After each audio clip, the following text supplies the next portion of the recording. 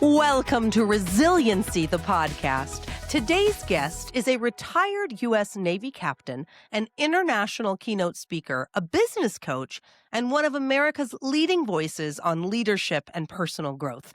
You could not ask for a better fit for Resiliency The Podcast. Over a 27-year military career, today's guest led at the highest levels under the most extreme conditions. She built a bridge across the Euphrates River during the Iraq War. She commanded an 800-person battalion in Afghanistan, and she led the construction of combat outposts in hostile desert terrain. During her service, she's been shot at. She had her base nearly blown up, and there was a contract out for her life in Afghanistan. And yet, she continued to lead with clarity, courage, and resolve. She holds a PhD in civil engineering, and later she transformed her battlefield experience into a new mission. Today she helps leaders navigate pressure, self-doubt, and high-stakes decision-making within civilian life. And there's more. She has a debut book on the way called Becoming the Warrior, Harnessing Your Inner Strength to Silence Self-Doubt. Now, this draws directly from her military and life experience to help readers confront their inner critics, overcome fear, and uncover the warrior within. I know that you are in for such a treat and you're going to learn so much. Please, my friends, my comrades and community in Resiliency the Podcast, join me in welcoming the great retired Captain Jenn Donahue. Welcome, Jenn Donahue. We are so honored to have you. Thank you so much for having me. I am so excited to be on this podcast. I've been listening to you all for a while. I'm a big fan, and it's like, wow, I'm just so excited to be here. Well, we are super, super thrilled that you're here, A, and B, this is our kickoff podcast for 2026. So how exciting is that to have you, yay, as our first guest? So I'm just going to jump right in and ask you the usual first guest question, which is, what does resiliency mean to you? So a lot of people just define resiliency as that ability to snap back. Everybody talks about the rubber band and its, ability to come back to its normal shape. And I think that that's the core of it, but there's so much more that goes into resilience. It's really about having the grace to go through all of these really tough periods in your life and still be able to show up, not just for you, but also for your team. It's about the ability to be able to still stand and make really hard decisions when you don't have all of the knowledge. It's about the ability to take care of your personnel and put their needs forward as well and make sure that they're also going to make it day to day, even whenever each day feels like Groundhog Day and it's just over and over and over again, and you still have to show up. To me, that's really what resilience is all about. I love that you've tied that. Well, first, I want to just restate the word grace, because I think that is such a through line, and I'm sure that it's going to enter our conversation today. But there is this real need to have grace in the face of these difficulties. But then I like that you tied it back to a team. Obviously, what we're talking about today is leadership, and that's where your expertise is. And when you were in Afghanistan serving the U.S. Navy at a captain level, you had hundreds of people that you were in charge of. This is your team. These are the people you're showing up for. And what I read in the intro is there was some really serious pressure that you're facing. I mean, you're shot at. There's a hit out on you. I mean, look, I own a business and I sometimes cry because I have to do year-end financials. You know what I mean? Like, that seems like pressure. So here you're in a whole nother world of pressure. I want to know, how did you, in that situation, a hit is out on your life in Afghanistan, how did you find the strength to keep going through that? Well, first off, when I found out about it scared the ever-living poop out of me. Yeah. I was told by our interpreter that there were some insurgents that had infiltrated the unit that we were going out to go train. And at this point in Afghanistan, we had had so many of our allies that were killed by insurgents that had infiltrated. And to find out that they knew me by name and basically wanted to do horrible things to me and then kill me, it was just like, wow, that was like a real shock to the system. And it took me like a couple of seconds to try to reset, to almost like I just needed to breathe a little bit. And everybody's looking at me, because I'm there with my entire team because everybody heard it. And I had to fall back and just realize that, you know what, I've made a lot of really hard decisions before. And I've been trained over, at that point, it was like almost 20 years to try to make good decisions based on imperfect data, and if we were actually going to even go back out there again. But yes, that was probably the hardest, scariest point in my entire life. But I had been trained. But I'll tell you, imposter syndrome kind of snuck right in, and there was like a whole nother derailment that went, with my brain until I was able to try to get it back on track and try to make a good decision. But this was like several months into our deployment, and it just wears on you and wears on you and wears on you. And then just to kind of, hit this is like, wow, okay. It was a definite wake up call. I'm going to dig a little. I know Kelly's got a burning question for you, but I want to dig on that moment for a minute, because what I actually heard you say, which impressed me, if I can be honest, is you said it scared. Well, you said it scared the poop out of you, and then you said it. You said you took a couple of seconds to reset. Can you Yes. talk to me about that? Because that feels very powerful to me. Talk to me about how long that takes, and like what does that look like? What does it look like to take a couple? You're in front of your whole team, everybody's looking at you. How do you do that? Well, the reason why it probably took a little bit longer than it needed to is because all of a sudden, I do get imposter syndrome. I had this little voice, this mean little voice in my head say, maybe you're not a good enough leader to answer this question if we should go back out again. And like, I'm supposed to be making the decision of like, am I safe? Is my team going to be safe? And all of a sudden, I've got this mean little inner critic saying, you're not good enough. I bet Captain so and so would know exactly what to do in this position. You know what? I bet that, you should probably just go back to the office. You're not good enough to lead any of these people. And like I said, it just totally derailed me from where I needed to go. And I had to look at my team, but look at all of their faces and realize that they're all waiting on me to make the decision. And so that's why it actually took a couple of seconds for me to try to regain myself and basically shut that inner critic down so that I could make a rational decision. But luckily it didn't take too long because nobody, asked me if I had like, somehow froze up or passed out or anything like that. But it took me several seconds to just realize, no, wait, I can do this. Like I've done hard decisions before. Just take a breath. We'll figure it out together. I have this amazing team in front of me, and you know what? We'll figure it out together. And so that's where my brain when it started to regain traction, and that's when I realized it's like, okay, we actually can do this together. So, Jenn, what I wanted to talk to you about before we sort of move on to anywhere else is the fact that you just gave us an example, a physical example of what you did when faced with a challenging situation. You stopped, you took a breath, and you Uh-huh. thought about things. And what you were doing, whether you realize it or not, is you were building stability. You stabilized yourself. You stabilized not just you, but you stabilized the environment for your team and for the Uh-huh. mission that you were going to go out on. And that's really important because people forget um, that's a good tip in order to maintain your serenity. Let's use the word serenity in challenging situations. And I Yeah. just want to stay in this. As serene as one can be when there's a Yeah, hit on their exactly. life. I You know. pretty serene. That's right. So it's a gift, and a lot of people forget that gift because they want to rush headlong into something, and that's where bad stuff happens when we do that. And I know that I we've agree. we've got a couple of questions. Jenn has some questions for you around transitioning into civilian life, but I'd like to stay in this moment just for a second because you've brought this up 2 times now, and it's imposter syndrome.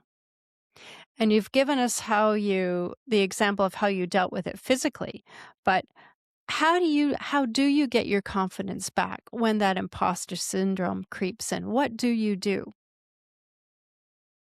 One of the tricks that I've been doing for probably, gosh, almost like 15 years now is I've been looking at ways to try to get my confidence up whenever I feel that it's starting to falter.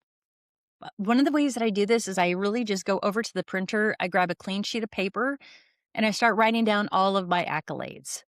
I won, the science fair in the second grade. I'll write that down, or, just something like I gave myself the time to work out this morning. I made a pretty good meal last night. I actually survived the PhD program at UC Berkeley and didn't become a hippie. Those kind of things, and I write all of the I love that one. It's great. and I write these things down, and I realize that, wait, I actually have done some incredible things. And so when I start to feel that confidence falter, I kind of run mentally through this list of like, wait, no, I have done this. I have made hard decisions. And so when I'm in those places where I'm starting to falter, and it's like, whenever people are asking me, hey, should we go out and train the Afghans when we just found out that there's a hit on your life? And I start to think like, oh man, am I even good enough, to lead these people? Like, why am I even here? I basically have now tricked my brain into running through all of those accolades again. You know what? I have led in really harsh conditions. I have made really hard decisions. I know that I'm not going to do anything that is going to put my people in harm's way just for glory. And by going through this sort of over and over again, like it almost like kicks in almost immediately now whenever that mean little voice starts to take over. So it's a way to counterbalance the mean little voice. I'm so in love with this because you are here, which means this was a success. You know what I Yes. mean? You are here and you Yeah. are safe, and so is your team. I love this idea of you physically writing down those accolades. I've heard people say when you're combating an inner critic to try to recall for themselves that, as you said, the accolades, the things you've done. But this physical idea of writing, that there's something within that feels very energetically powerful, like it's really getting in. And then I also like that you talked about tricking your brain. For all of our listeners, I think one thing I've been thinking about is making sure that I recognize that there is a brain and then there is a me. Like there's a me that hears what the brain thinks. And there's a lot of writing about this. And, lots of people talk about this. But it's this idea that like you are not your brain. And so that evil little voice is actually not you. It's not true. It's a lie, which is kind of what Dr. Kelly's saying, which is like, you may call it imposter syndrome, but you are nobody's imposter, but you still go through these things. So as you said, you're highly trained in the military. You go through these things, boom, boom, boom. Now you finish this tenure. Luckily, you go through this and your life is preserved, and that of your team also. And now you're moving back into a civilian world, which is a totally different thing. And I want to understand, how did you find meaning in your civilian life after you come back from that level of combat, of pressure, what helped you to then reframe your purpose and find your resilience again as you move into civilian life? It was really hard, and it took a couple of months. A lot of us that are in the military, we feel like we're part of something bigger than ourselves, that we're really contributing. And then I go to the civilian world, and instead of building bridges, I'm building PowerPoints. And it's like, this is meaningless. People are getting so upset that like you use like different kinds of font on the same page. And it's like, hey, look, nobody's trying to kill us today. Like the fact I can just change the font. It's cool. Like relax. It's okay.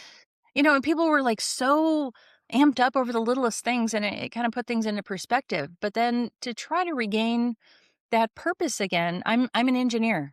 I do all types of seismology so that large structures can withstand earthquake forces. And I had to realize that, you know what, even though I'm sitting down today and doing all of these calculations, this has meaning.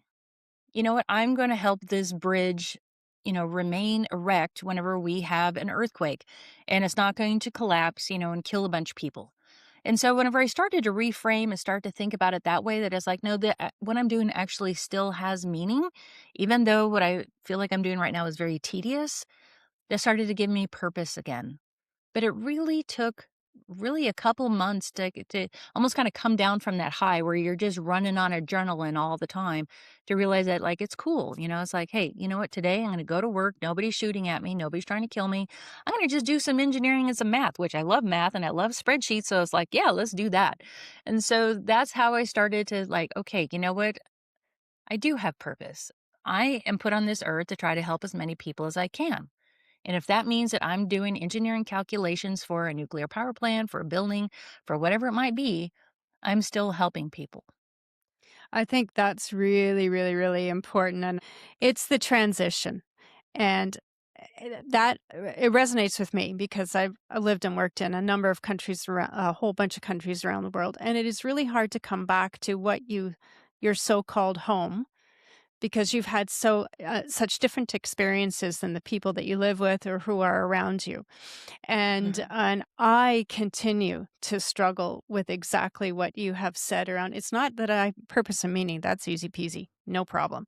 It's the challenge where people lose it because they have the challenge with PowerPoint. And I think, I've just come off a call where we're trying to build a school and let kids get to school without getting killed.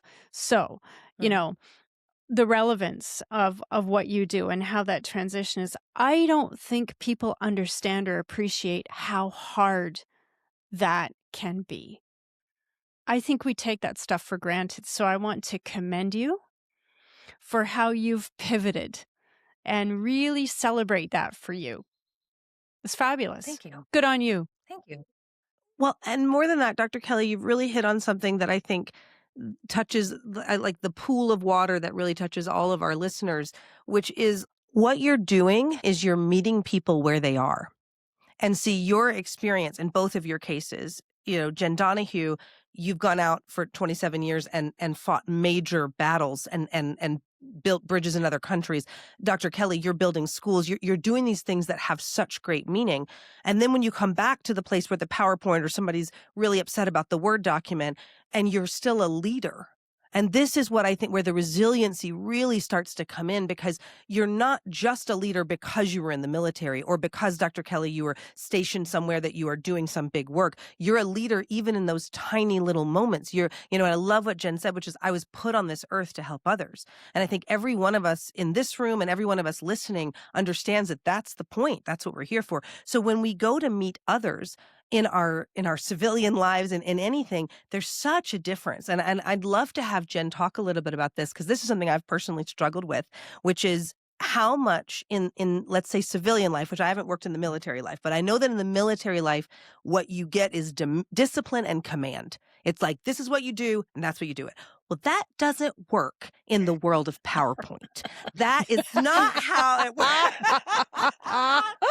There's a whole world of empathy and vulnerability. And so I'm wondering, how in the world did you navigate that shift? What advice would you bring to leaders of today who not only have they found their meaning, but their meaning is to help others, but how do they balance needing to get that stuff done, that discipline and command, with that empathy and vulnerability that's just required? Well, one of the things that I learned really quickly is that when any member of your team messes up, you can't make them do push-ups. You know, you get called into the HR, and it's just like, it's really frowned upon. So that was like a lesson to learn. But and wouldn't it just be so much easier if we could? I know, right? It's like, get down and give me 50. It's like, you can't do that. You can't do that. We'd be in way better shape, though. Listen, it's something we should think about. Well, one of the things I would say whenever I first joined the military, it was very authoritative. It was very command driven. You do this, you do this. And so that's how I started out. And I tried that for several years, and I found that just did not work for me. All of my bosses were yellers. And so I thought, well, that's how you do things, is you yell at people to get them to do what you want them to do. And there was one day that I did, and I went in and I yelled at my team, and it felt horrible. I mean, have you ever done one of those things where it's like you just feel it in your gut that like, this is wrong, like this is not me, I went home and really thought about, am I really meant to be in the United States Navy? It's like, I can't lead like this. And so I started to actually adopt my own leadership style soon after that to try to figure out how can I lead that feels authentic to myself. And I am empathetic. Man, I am like a team-driven, like, let's get everybody together. We're all in this. Like, you're good at this. You're good at that. Like, let's pull all of let's harness that energy to really do something great. And I started to lead like that about 5 years into being an officer. And so I do lead with empathy. I'm a great listener. And yeah, sometimes it's like when you need something done, it's like, hey, you need to go do that right now. And it's more of like a, hey, we're all going to die if you don't. So there's those types of situations, but on the most part, you don't have to do that. And so I would say that, you can balance authority and empathy at the same time. And this is what I do with a lot of my clients. I find those that are like really, really, really, really empathetic. They're like, I don't know if I can lead people. And I'm like, you can, but you have to be yourself. But also realize that you were put in your position for a reason. You were put there to lead these other people, and somebody believes in you enough to do so. So I help them like just say, hey, like, you know what? We can be, slightly more authoritative whenever you're talking to your people. You can still be as empathetic as you like. But then I have the clients that are like all authority and all command. And it's just like, no, you need to start to work a little bit more on the empathy. And I tell them, it's like, you know what? It's really easy. Let's just try something. Just listen to people. Just listen. You don't have to sit there. You don't have to cry with them. You don't have to do all the different things. But you know what? Just be open and just listen. And I found that that's a good way to start to combine the two. So you don't have to be one or the other. You actually can find a really happy ground in the middle. I think that's really brilliant, the happy ground in the middle, because so often we're trained that situations are either or. And one of the things that we talk about here frequently on Resiliency, the podcast, is that resilience isn't about making either or choices. It's Mm. making choices in the moment. It's both and everything. It's like we think you need to have grit and determination. You have to persevere. But then you've got to adapt. And then when you adapt, you're changing and you're transforming. You're doing all three things at the same time in the blink of an eye. It's absolutely true. So I've had, some engineers, and they've been very, I'll just say, very tender engineers. They're great engineers, but they're very tender. So if I try to, if I speak very authoritative to them, or if I come across in this way, you know what, there's a chance that they might go cry in the bathroom. And it's like, I need to meet them sort of where they are. But at the same time, whenever I go out on the construction site, and I've got these, old crusty guys who are trying to tell me what to do, then it's like, no, like, I'm the engineer. This is what we're doing. This is why we're doing it. This is fall in line, and this is what we're going to do. And so you have to be able to shift and find people where they are, because if I talk to the big crusty, construction guy, like, I'm really sorry, but this isn't probably going to work for us. Okay, that's not going to fly whatsoever.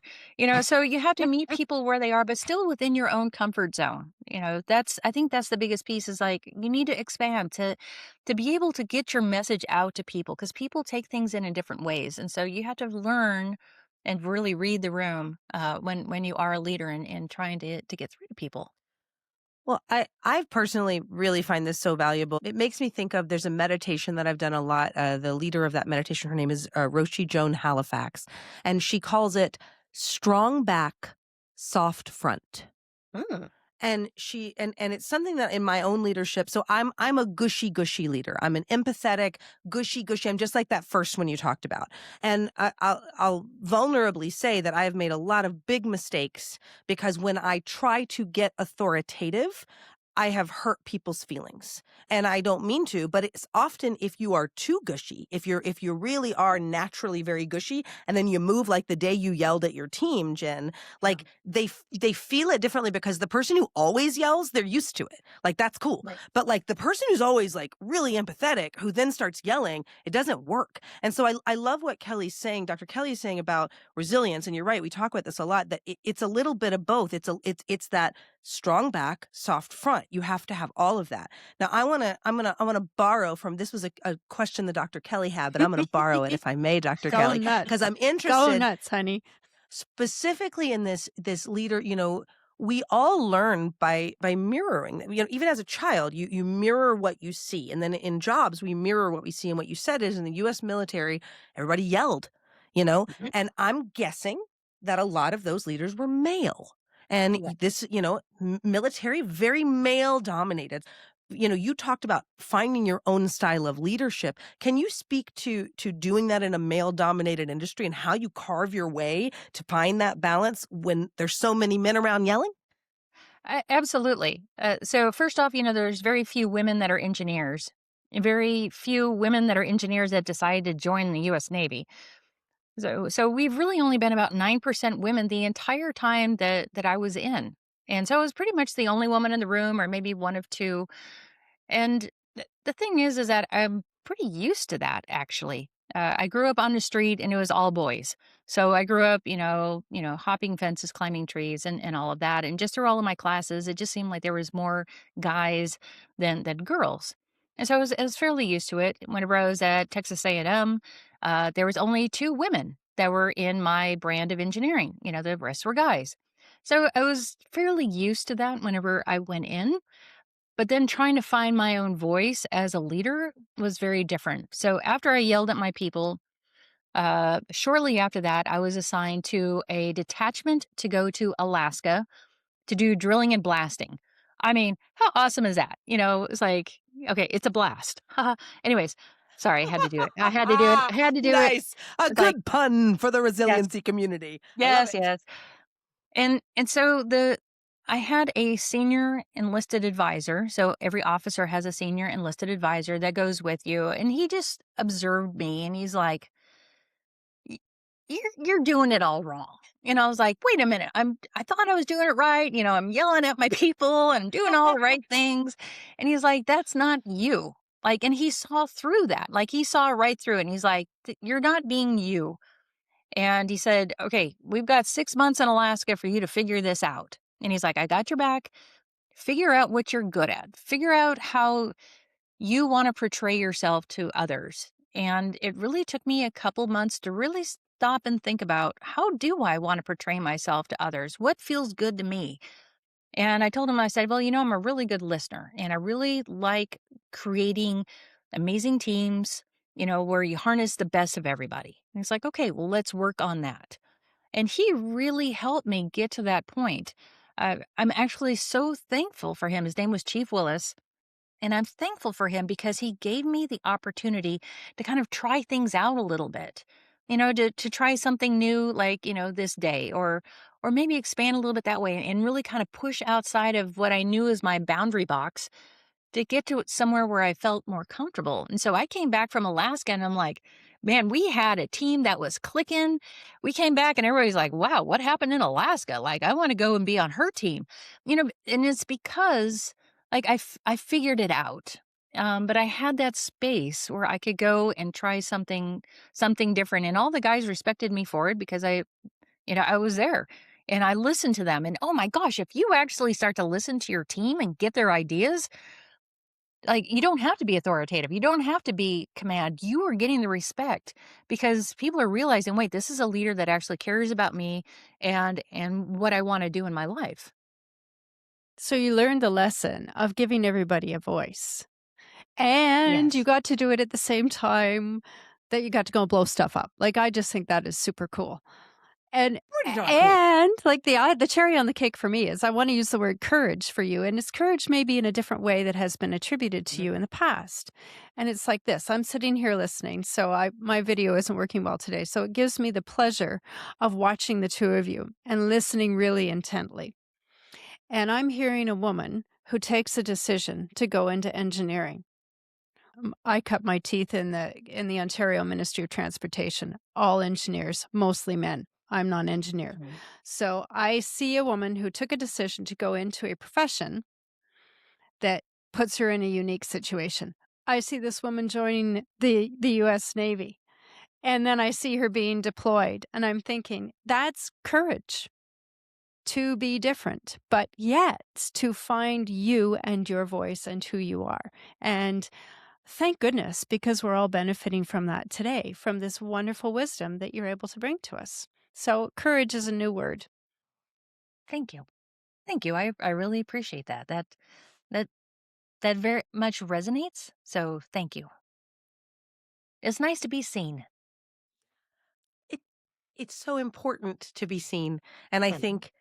And first of all, I'll say thank you because you took the time to come on here and allow us to see you and allow us to listen, and that takes something. Mhm. Um, and I also think I want to, and I forgive me, I've forgotten his name already, but the gentleman who gave you that space in Alaska, what was his name again? Chief Ed Willis. Chief Ed Willis. I want to say thank you to Chief Ed Willis, but I also want to kind of issue a challenge to our resiliency listeners. I always kind of cast myself, and I like theatrics. I kind of cast myself in the role of the speaker when I'm listening. I'm thinking like, what would I do if I'm Jenn Donahue and I'm working in the military? But you know what? We could all cast ourselves in the role of Chief Willis, and we could have someone else's back. Because a leadership journey is exactly that. It's a journey. And that little evil voice that says you're not good, it's trying to judge you based on just today, what you're doing today. But really, leadership is this ongoing, exactly as you're saying, Jenn, and you've talked about listening and listening and listening. And I think that is what it's about. And so I really want to honor the fact that it takes other people. It takes someone else having your back to allow you to find out who you are as a leader. I see that in our company, where I have a number 2 in the business that I've worked with for 12 years. And we go through these periods where we have to have each other's back while the other one kind of figures out, wait a minute, that wasn't how I wanted to do that. It allows for space for that. So I think what I want to ask you, Jenn, is to talk a little bit, again, you work in this engineering space, you've led such big teams. If you're thinking about, and our listenership, just so you know, I mean, it's really varied. It's everyone from people who run companies and run teams within companies to, mamas who are at home running their household, but I think I want to ask if you had some advice on what to train yourself on, like how could you close the gap to help people to be these better leaders? How can we help people? And Kelly, I'm taking your question, as you see, but really what I'm trying to get to ask you to think about this beyond your own personal experience. And if I was asking you to just give some advice across the board, what would that advice be to say, hey, here's what you need to train on if you want to be a solid, courageous, and stable leader? I would say first, think about how you want to lead, how you want to be perceived by others. There are some that just want to be like that big, bold leader. And it's like, okay, that's cool. Like, you know what? We need some of those in the world.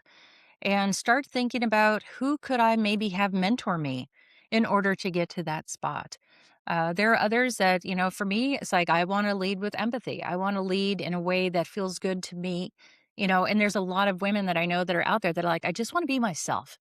I don't want to fit the stereotype of what I think I'm supposed to be. And so I want to lead in a way that feels good to me. Start really thinking about what does that mean? And you know what? Like I said, go get a mentor. In the military, we have something called a battle buddy. And this is the person that we go everywhere with. And that's a person that you can bounce ideas off of. So it's more than a mentor. It's that person that always, like you said, they always have your back. They always know where you are. They always know what you're doing. But start to think about and just take the time, take the space to figure out where you are and where you want to be and what it takes in order to get there. And then I would say, I'm an engineer. Don't leap. There's no leaping involved. Like no one's Michael Jordan here. Take small, calculated little steps to get there.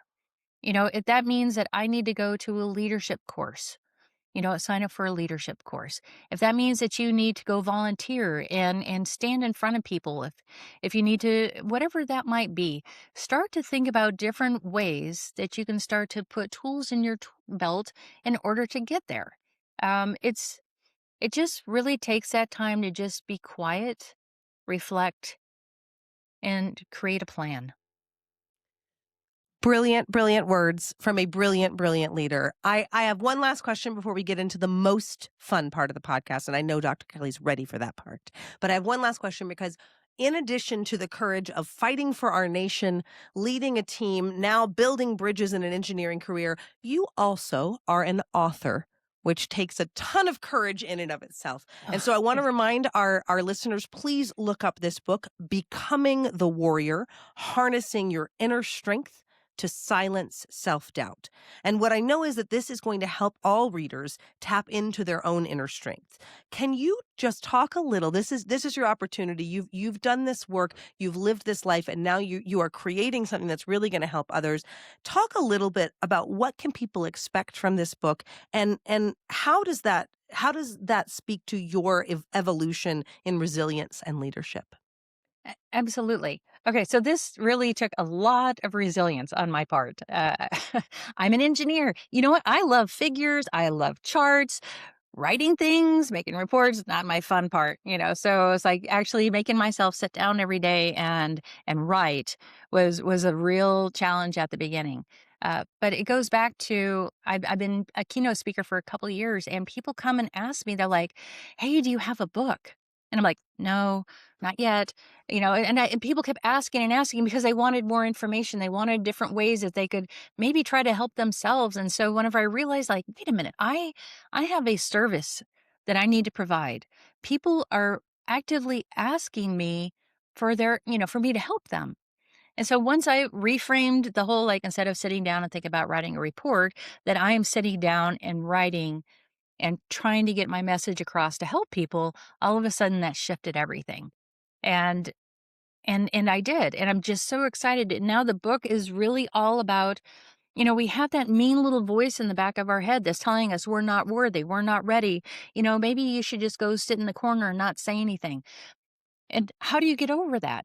And so I talked earlier about, I've basically trained my brain to click into remembering my achievements, remembering what I've done, remembering how I've done that with the strength that I actually have. It's about pulling that in and silencing that inner critic. We're probably never ever going to get rid of that.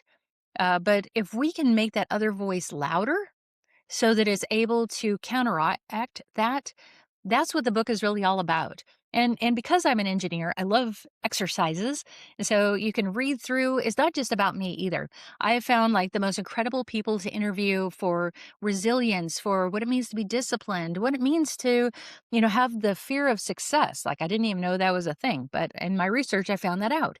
And how do we get over our self-doubt and our imposter syndrome and ways to get through all of these different things to maybe to the point where when we hear that little voice, we can counteract it, but then also realize, hey, wait a minute. This means that I'm growing. This means that, maybe I'm onto something. Maybe if I push through this, maybe there's something great on the other side. And so it's this journey that I want to take people through of realizing what's going on in their head, learning how to counteract it, and then maybe even learning to embrace it at the end. I'm so excited to dive into it. I love the idea of exercises that can help with that because that is a real problem that hits every person every day. So excited. Dr. Kelly, rapidly fire. That means something different with retired Captain Jenn Donahue on the I was line, just going to say, maybe you might not have wanted to say that. You might want to rebrand the questions. Are you ready? 2026 rebrand. That's right. We all love rapid fire at the range, man. It's a lot of fun. Like everything's getting lit up and it's just like, woo, America. So it's awesome. Yeah, rapid fire. Let's go. Okay, woo-hoo. So what's the favorite movie or TV show that makes you feel resilient? The Shawshank Redemption. Oh man, we get that. Yeah. Solid movie. Yes. When he's standing there and he's like, yes, the rain's falling on him. And it's like everything that he's been through for years and years. It's like, he did it. Like he was resilient through the whole thing. He never broke. I think he broke once, but he brought himself back. And, and then, he had his revenge and he had his redemption. And if you were singing to yourself in the car, what's the song that makes you feel resilient? So I thought about this a little bit. And so there's, okay, so by the way, I'm a rocker. So most of my songs are like that. Me too. So I was thinking about like Till I Collapse by Eminem. There's a couple others, but really I Am the Fire by Hailstorm. I don't know if you've heard it, but it's amazing. It's like, it's talking about, am I strong enough? Am I good enough? And finding that internal fire within you to keep going, even though you keep like getting, beat down and you want to go after something, but finding that internal fire. So for me, that's my rocker, like, this is my resilient song. I'm going to interrupt rapid fire just to say that I happened to see a video today, like on scrolling social media, of Eminem, and he was talking about how to rhyme the word orange. And the interviewer, and he could do it, man. He found like 82 ways. And the interviewer asked him about how he had so many struggles in his education. He actually repeated the ninth grade, I think, several times or something. And he talked about how he really leaned in. So what a great song. I would just like to applaud your song, because what a great story of resilience, that you focus on what you do well. Okay, I'll be quiet now, Kelly. Your turn. What's the last thing that made you really laugh out loud, Jenn? A couple weeks ago, I was on a plane and I was rewatching Ted Lasso, Oh my and God. it was a Great night show. flight. And I had my Great little earbuds in, and like I am just like cracking up at things, and it's a plane and people are trying to sleep. And I am literally like shaking in my seat and I'm like laughing and I'm trying to be quiet. And the guy is next to me is looking at me and he's like giving me like the side eye. And he's like, and so that started making me laugh even harder, because like he's just looking at me and he's scowling at me. And then like, I've got Ted Lasso going on and it's like I got the giggles. And it's like I just couldn't stop for like a good like 20 minutes. And I'm surprised I didn't like ring the bell and like have the stewardess come by or something like that. But I was just laughing like for like a good 15 minutes of just like uncontrollably just giggling about everything. Good. And you know what? I take long haul flights all the time, and I love watching people like you. It's great. You bring joy, so it irritates some people. The heck with them. As long as you're joyful, it doesn't matter. Exactly. So, what's a question you'd like to leave for a future guest on Resiliency the Podcast? One of the questions that I would like to leave is, when you're to that point where you have to make a decision for you, for the team, but you've just been beaten down and beaten down and beaten down, and you don't have all of the information that you need, what is your process for trying to make a good, rational decision for you, for your team, for whoever that might be, whenever you just feel like you're like, it's just a struggle to just even move? That's such a great question, because that happens to so many leaders. Great, great question. I now have one for you that was left from a past Resiliency the Podcast guest. So here it is. Miss Jenn Donahue, what keeps you doing the right thing when no one is watching? I think it's how I was brought up, that you always have to do the right thing because you never know who might be watching. As I will just tell you, as a leader, especially in the military, people are always watching, no matter if you think they are or not. And so I've just lived my life that it's like, this is what integrity is. This is what it means to always do the right thing. And it could be so easy sometimes to be like, hey, man, no one's watching. I'm going to just like let this slip. Somewhere along the line, somebody's going to figure it out and it's still going to come back to you, because I have done that before. I have messed up. But just always realizing that, you know what, people are always watching. People will always know what you've done, even in the times when you thought nobody was. So much impact we have, each one of us, so much impact. And Jenn, so much impact you have had. I want to say thank you for your service to our nation. That is such an honor to interview you and to hear your story. And I'm truly inspired by you. I wonder if you would please share where our listeners could find you if they'd like to follow, learn more, if they'd like to hire you as a keynote speaker for their event. Where can they find you online? The best place is probably my website, which is www.jendonahue, Jenn with two N's, Donahue.com. You can also find me on LinkedIn. I'm on LinkedIn. I'm always putting out, as much relevant, really good leadership, personal development type of content that I can, because again, it's about like helping people and like finding people where they are and helping them, to just maybe like do like a little bit better than they did yesterday. I think that's what we all want to do. And so those are probably the best places to find me. Reach out to me. I love hearing other people's stories. Like, I love that. Like, if you have like, stories about your own resilience, I know you might be able to come on the podcast, but if you want to just email me and tell me yours too, maybe I'll share it with the podcast. So, it's like there's all different kinds of ways to reach out, and I would love to hear from everybody.